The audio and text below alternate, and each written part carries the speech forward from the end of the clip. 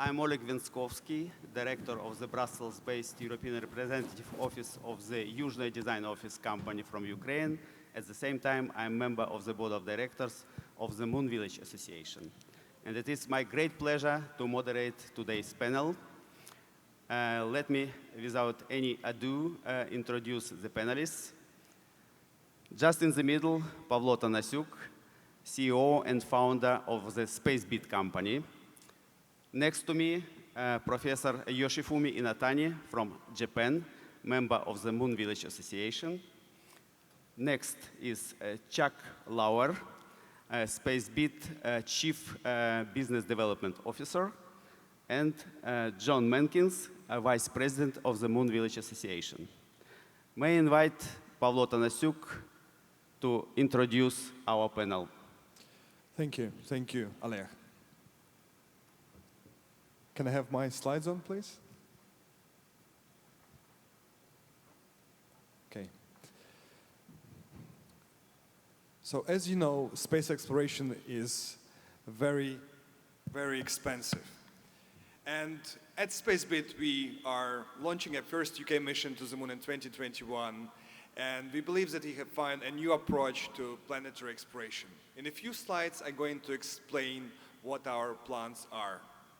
So we're going to launch on the United Launch Alliance vehicle, Vulcan Centaur mission in 2021.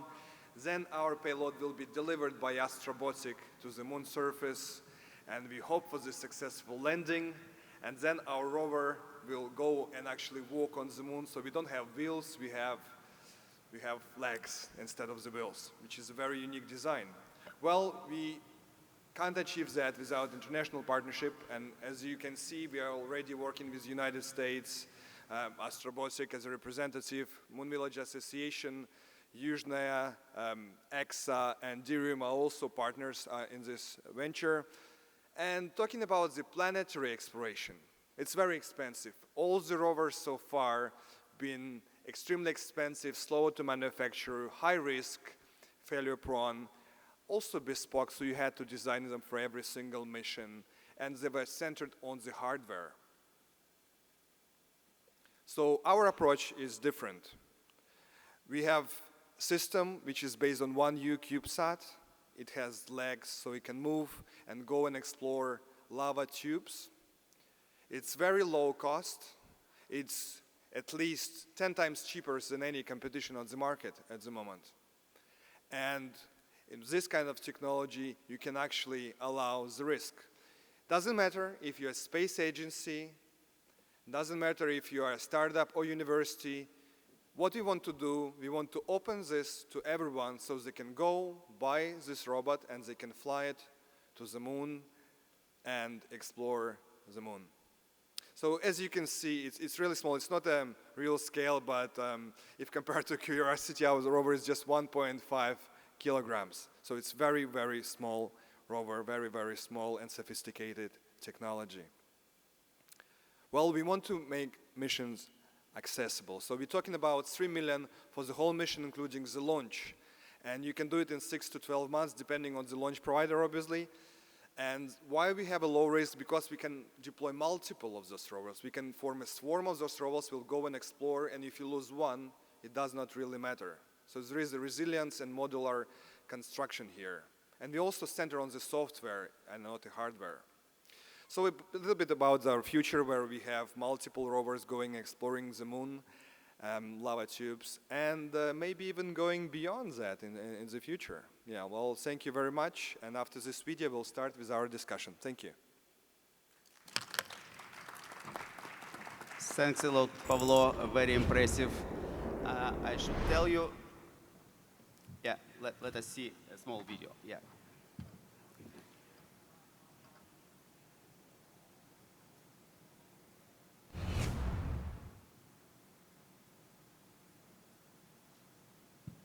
So I'll just comment a little bit as there is no sound. So we are a UK privately owned company, and our idea is to explore the moon and other celestial bodies at a very low cost, and also to provide this opportunity to other partners, as I said, universities, space agencies. We want to sell our technology in the future, And our approach is not only selling the technology, but actually our approach is selling the data. We believe that in the future of space exploration, we'll move from the sophisticated hardware where it's bespoke for a specific mission. We will be more standardized equipment based on the off-the-shelf components, and it will be about the software will be different from other missions. So that's exactly our approach. As you can see, in the future we'll have a mothership robot carrying up to 8 the small ones who will just go and explore the cave structure. So that is planned for further missions, but first mission with Astrobotic, we just have one rover flying, and it's going to be a technology demonstrator which will allow us to show what our technology can achieve. And yeah, that's the future of Spacebit. Thank you very much. Thank you again, Pavlo. Let me tell you that we at the Moon Village Association were very pleased to work with Spacebit since more than 1 year now, but even more pleased to have Spacebit as a new institutional member of the Moon Village Association since this last summer. And I think it's the right time now to introduce what does Moon Village Association about, what are our goals, what are our current and future projects. And to do this, I invite Vice President of the Association, John Menkins, to say a few words. Please, John.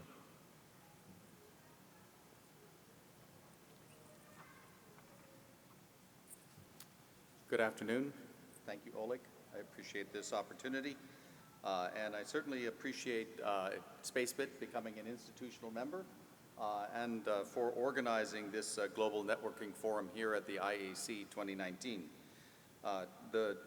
As many of you may probably know, the Moon Village Association is a relatively new non-governmental organization created in Vienna in 2017. The purpose of the Moon Village Association is to organize an ongoing non-governmental forum for the discussion and coordination of plans and activities concerning humanity's expansion permanently to the moon. The activities of new space commercial firms such as Spacebit is essential to what the Moon Village Association is doing. We are not focused on lunar science. We are not focused on human spaceflight, as many governmental programs and governmental cooperative organizations such as the Lunar Exploration Analysis Group and so on, such as they are focused on. Rather, our interest is in promoting discussion and coordination among these different sectors, and in particular, focusing on the private sector and its opportunities. I'd like to just mention in brief a couple of activities ongoing from the Moon Village Association, which are of some note. First and foremost, I'll mention that the Moon Village Association has an architecture working group, which has an ongoing project to formulate specific standards and interface requirements for the future of the Moon Village. And these are things that are beyond the scope of sort of an extension of what is happening on the International Space Station. For example, looking at what you might do to provide standards and interfaces among the various activities that will be going on the moon, first with robots and then later with people. So we would welcome your engagement and participation in this activity if you have an interest. Next, I would mention that the Moon Village Association has announced a first lunar payload, which it will be undertaking during the coming years.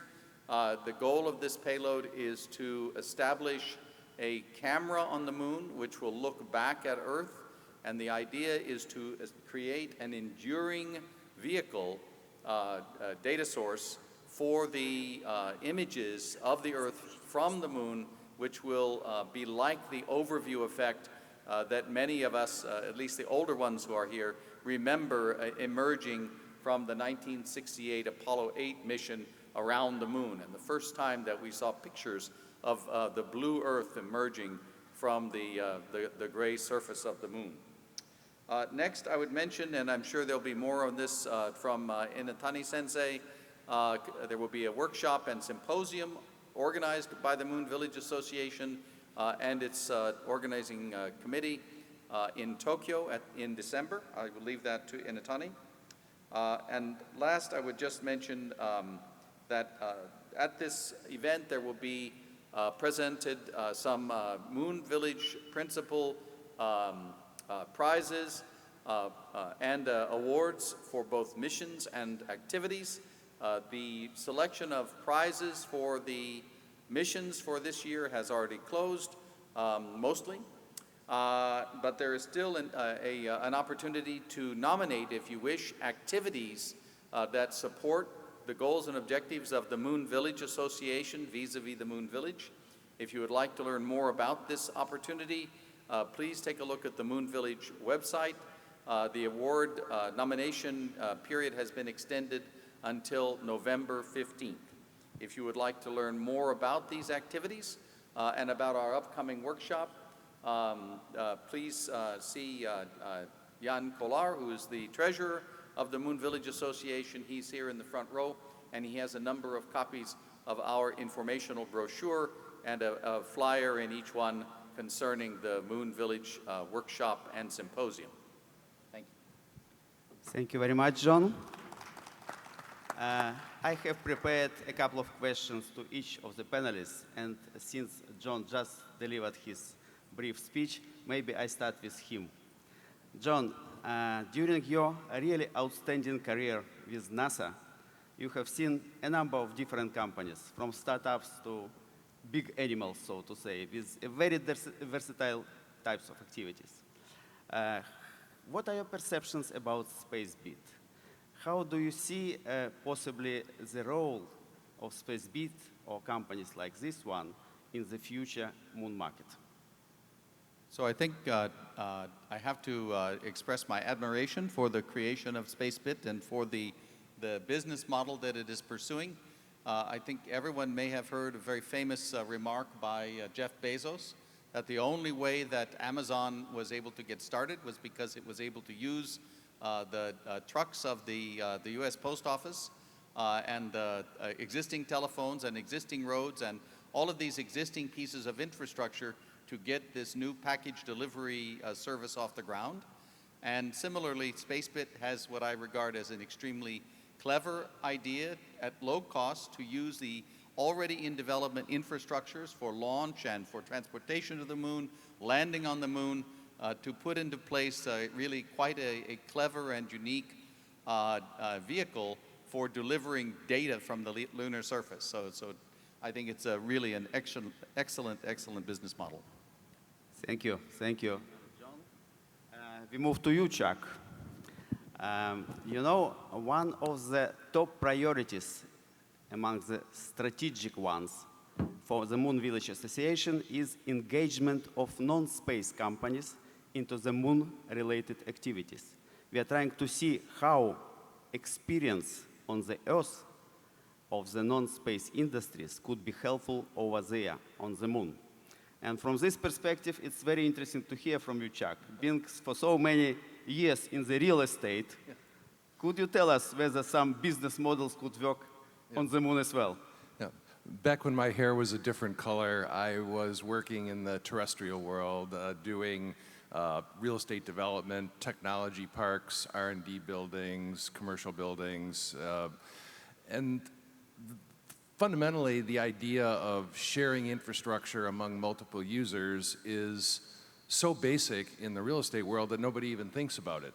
If you were going to build a technology park, you're not going to build your own power plant, you're not going to build your own water treatment plant, you're going to just buy those services from a company that's engaged in that business. And when the whole idea of the Moon Village was first articulated by Jan Werner and has since been picked up by the MVA, it's just fundamental terrestrial common sense being applied to expanding humanity's diverse activities to the next body in the neighborhood, and then ultimately out from there. So that's why I was attracted to the idea. I am glad to be a part of the MBA and work with the committees, and also it's wonderful to be a part of Spacebit too. So you know, for me, it's almost a full circle type thing that from my real estate days to my space days and now back again.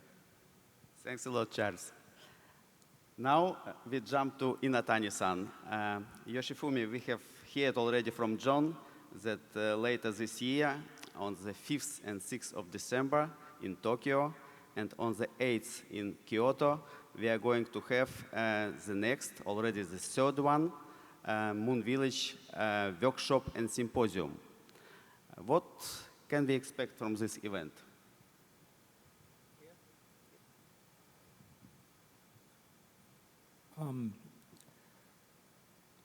In order to build, or more to say, to think about building a village or settlement or society on the moon, we have to do many things. So, for example, thinking about the Apollo mission, that's the Apollo 11 launched in June or July, sometime in the 1969, but it goes to the moon, and after 1 week or 10 days coming back. Next one should be started on the next year or something. Every half a year, several times of a moon mission. That's unlike such a single-shot missions, we have to have a sustainable human presence, not only for just a few people on the moon, very selected, trained astronaut, but now for the more 100,000, million, maybe, that we call it society building on the moon. We have to think many, many things, not only for the technical ones, but also for the humanity-related ones, legal, economical, business-making, and so forth and so forth. So we how do I say, enhance our imagination, what should be, or what kind of society should be built. So think about together, from all over the world, that is a platform to think about that, is the Moon Village workshop. And then the first workshop was done in Strasbourg 2 years before, and the second one in Los Angeles last year, headed by John Mankins. And third time, we were awarded to open it for the third time on that. And we would like to have a very good platform to make a discussion, think about this, or enhance our imagination. That is my expectation, to have an opportunity on opening this third International Moon Village Workshop in Tokyo and Kyoto. Thanks a lot, Inatani-san. Pavlo, coming to you back. Please tell us what differentiates your company essentially from other startups of similar nature, and how would you see your niche on the moon market, let's say in 5-7 years from now? Well, absolutely. As I mentioned briefly, our company is about miniaturization. It's about micro-robotics and data-intensive applications. So we want to make a platform which is widely accessible, low cost, and can serve various needs. So we're not going to produce hugely customizable solutions, but it will be one-for-all solution with some features of customization. And in terms of lunar economy, I believe that after 50 years absence of humans on the moon, we are going back, and it's not only my belief. And I believe that robotic missions will play a very major role in our comeback. And I believe as we're going to stay, robots will be working alongside humans in the future, and they will be helping humans on the moon and other planets to explore first, and then to develop, and then with the utilization of the future resources on other planets as well. That's, I believe, that robots will be there, and we should make just a distinction between human spaceflight and robots. In the future, we will work together and we will achieve mutual goal of going back to the moon and beyond. Thank you very much. Thanks a lot. I exhausted my questions, at least for now. The organizers asked us to keep this session very, very brief. Unless you, the audience, have some other questions, we are going to wrap up. So please tell me, are there any questions? If not, let us thank all the panelists for their interventions. Thank you very much. But look, one thing, the visualization of a moon village is actually in our virtual reality display at the Spacebit stand. It was created by the engineers and technicians at Yuzhnoye. It's a wonderful simulation. You can walk around, you can see what the first 100-person, 500-person level settlement on the moon could look like. So please come by the Spacebit stand and get a chance to walk on the moon and see that blue dot of the Earth rising on the horizon. It's very beautiful and it's great in VR. So please come and see. Thank you, Chuck. Very important addendum. Dear ladies and gentlemen, thank you very much for coming. All the best.